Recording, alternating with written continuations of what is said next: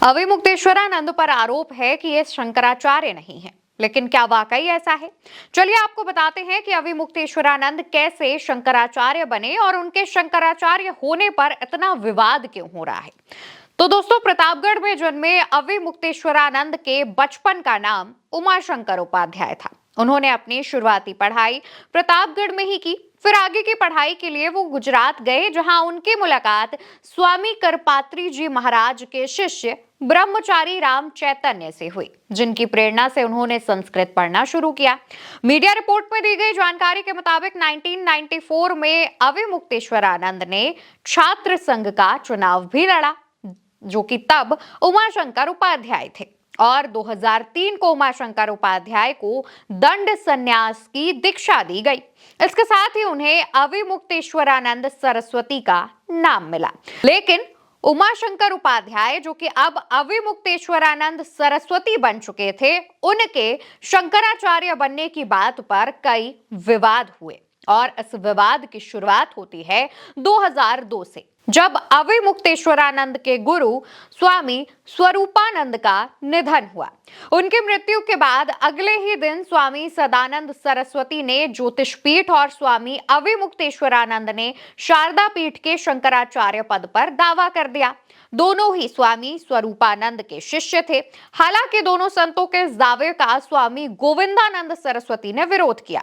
आरोप लगाया कि अविमुक्तेश्वरानंद सरस्वती ने गलत तरीके से खुद को द्वारिका शारदा पीठ का शंकराचार्य घोषित करवा लिया।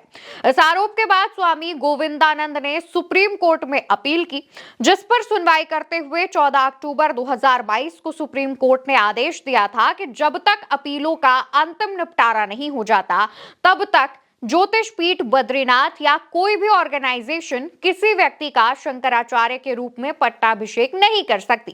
इसके बाद अभी तक इस मामले पर कोर्ट ने कोई अंतिम आदेश नहीं दिया है।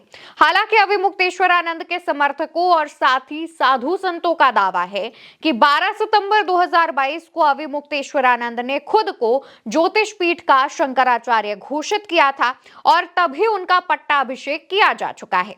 लेकिन इसके बाद स्वामी गोविंदानंद ने 21 अक्टूबर को सुप्रीम कोर्ट में अपील दायर की थी।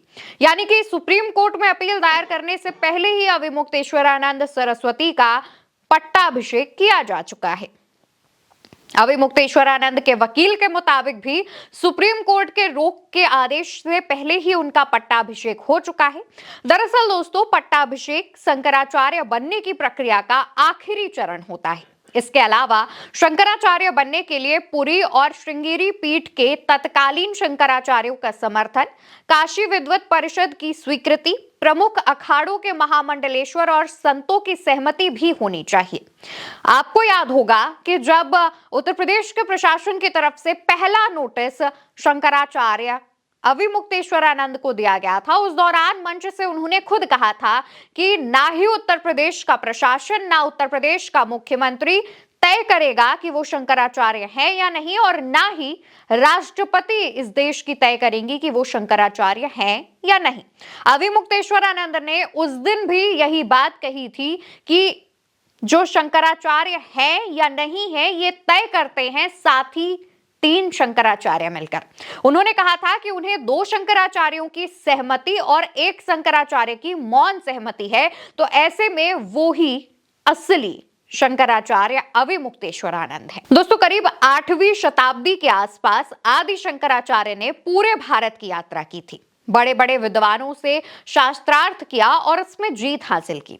इस सिद्धांत को आगे बढ़ाने के लिए उन्होंने 4 पीठ बनाए और इनके प्रमुख के तौर पर शंकराचार्य पद की परंपरा शुरू की। आदि शंकराचार्य ने इसके बाद 32 साल की उम्र में केदारनाथ में समाधि ली थी। हर पद के शंकराचार्यों को आदि शंकराचार्य का उत्तराधिकारी माना जाता है, और इसी के साथ उत्तर में ज्योतिष पीठ यानी ज्योतिर्मठ है, पूर्व में ओडिशा के पुरी में गोवर्धन पीठ, दक्षिण में कर्नाटक के श्रृंगेरी में श्रृंगेरी शारदा पीठ, और पश्चिम में गुजरात के द्वारका में द्वारिका पीठ है। यानी कि कुल 4 पीठ हैं और 4 शंकराचार्य हैं, और ये शंकराचार्य आदि गुरु शंकराचार्य के उत्तराधिकारी माने जाते हैं। ऐसे में जो शंकराचार्य अविमुक्तेश्वरानंद को लेकर के विवाद चल रहा है, उसमें अविमुक्तेश्वरानंद सरस्वती के तमाम दावे विश्वसनीय नजर आते हैं। फिलहाल अभी क्योंकि सुप्रीम कोर्ट का अंतिम फैसला नहीं आया है, तो ऐसे में कुछ भी टीका टिप्पणी करना जल्दबाजी होगी।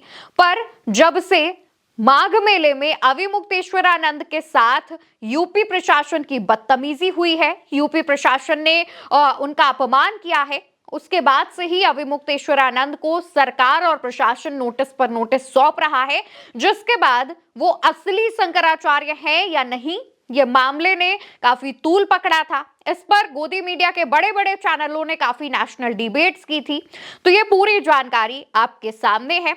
अब इसको लेकर के आपकी क्या प्रतिक्रिया है, आप क्या कहना चाहते हैं, आप क्या सोच रहे हैं, इसका जवाब कमेंट सेक्शन में दीजिएगा और साथ ही इस चैनल को सब्सक्राइब करिएगा, वीडियो को ज्यादा से ज्यादा शेयर करिएगा। नमस्कार।